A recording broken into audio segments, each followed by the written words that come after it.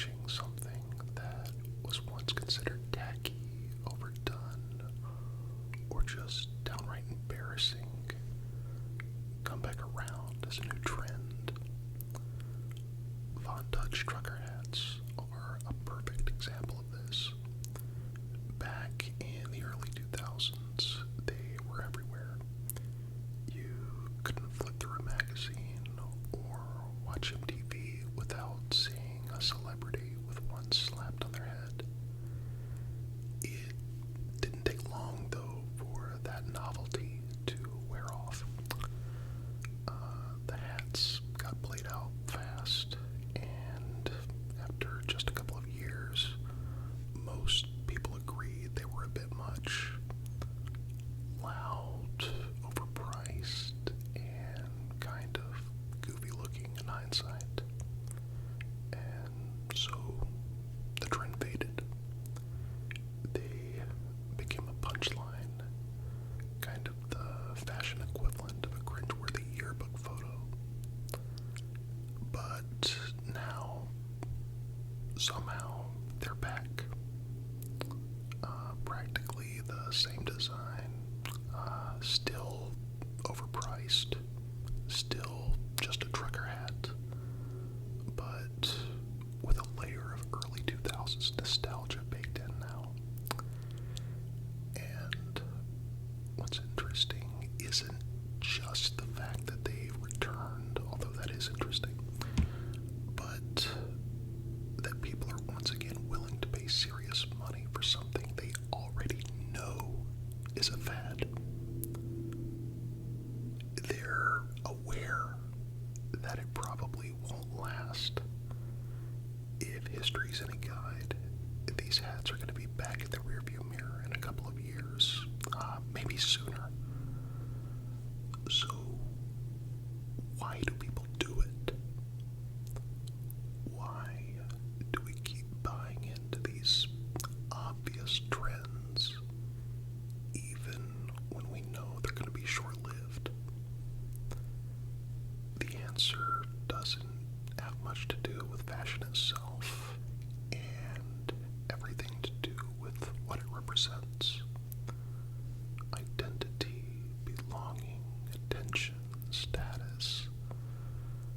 Fashion is a way for people to communicate who they are, or at least who they want to be seen as.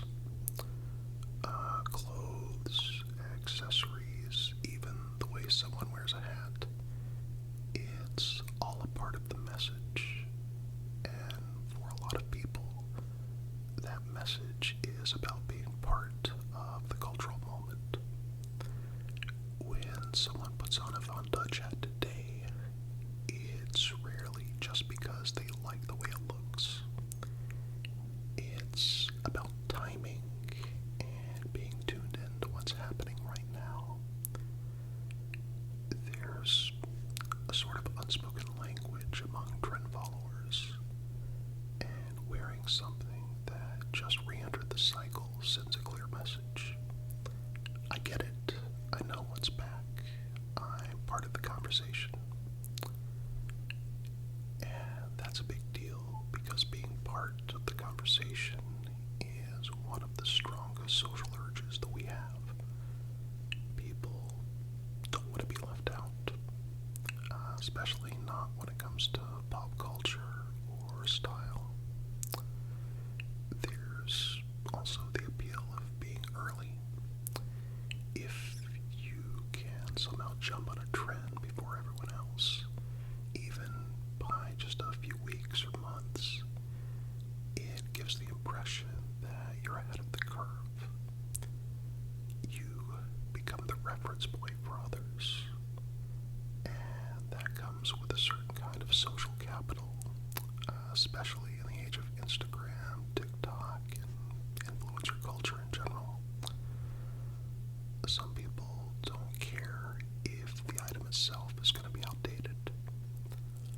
What matters is that it's relevant right now. It's like buying stock you plan to flip pretty quickly. You're not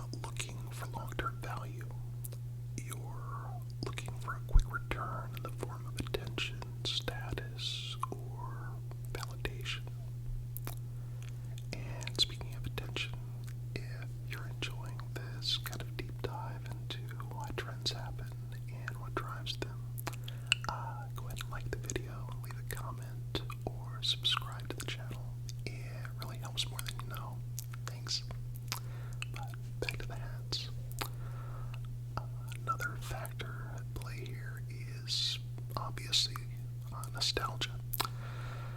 For people who were teenagers or in their early 20s when Von Dutch was first popular, wearing one now might feel like revisiting a time in their life when things were simpler or more exciting. Even if they didn't wear the hat back then, just seeing it again can trigger that connection. And for younger people who didn't live through the trend the first time, there's a different kind of appeal. It becomes retro, almost like vintage cosplay.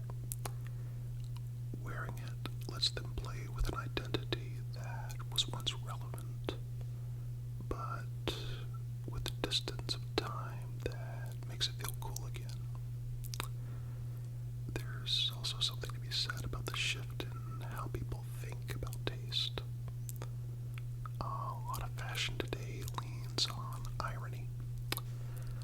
Something that used to be considered ugly or over the top can now be worn as a sort of joke, but it's a deliberate one.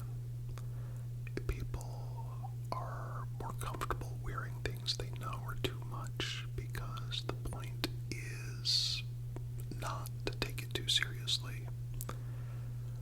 Wearing a Von Dutch hat now can be a way to say, yeah, I know this used to be bad taste, and that's kind of the point. It's a wink to the past, not really a full-on revival. At the same time, brands and marketers know exactly how to stoke this kind of return. These aren't just organic resurgences. They're carefully planned. A brand like Von Dutch doesn't just show up out of nowhere 20 years later. There's usually a coordinated effort. Limited runs, celebrity endorsements, influencer placements, etc. Add a high price tag and a little scarcity, and suddenly something that was in the bargain bin 5 years ago becomes a status symbol again.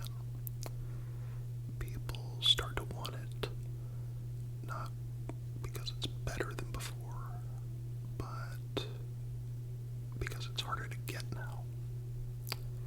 And when something becomes scarce and visible, it starts to feel valuable, even if the actual quality hasn't changed. That's basic human psychology. We're drawn to things we perceive as exclusive. Limited drops create artificial demand, and when we see people, especially high-status people, wearing something, it gets easier to convince ourselves that we need it too. That's not unique to Von Dutch. That's just how most trends work. Whether it's sneakers, sunglasses, or bags, this cycle is usually always the same. Exposure, desire, saturation, collapse, and then eventually revival. It's easy to think people who chase trends are just being shallow, but that misses the bigger picture. What they're really doing is using style to navigate a constantly changing cultural landscape. Fashion is how a lot of people participate in that conversation. It's how they feel plugged in, and it's how they experiment with their identity. Even if they know that the hat won't be cool forever, they're willing to enjoy the moment while it lasts. And maybe that's the point. Maybe chasing trends isn't about finding something timeless. It's about catching that moment in time, wearing something that says, I was here, I was part of this. It doesn't need to last. It just needs to matter for now. And for a lot of people, now is is more than enough. Till next time, take care.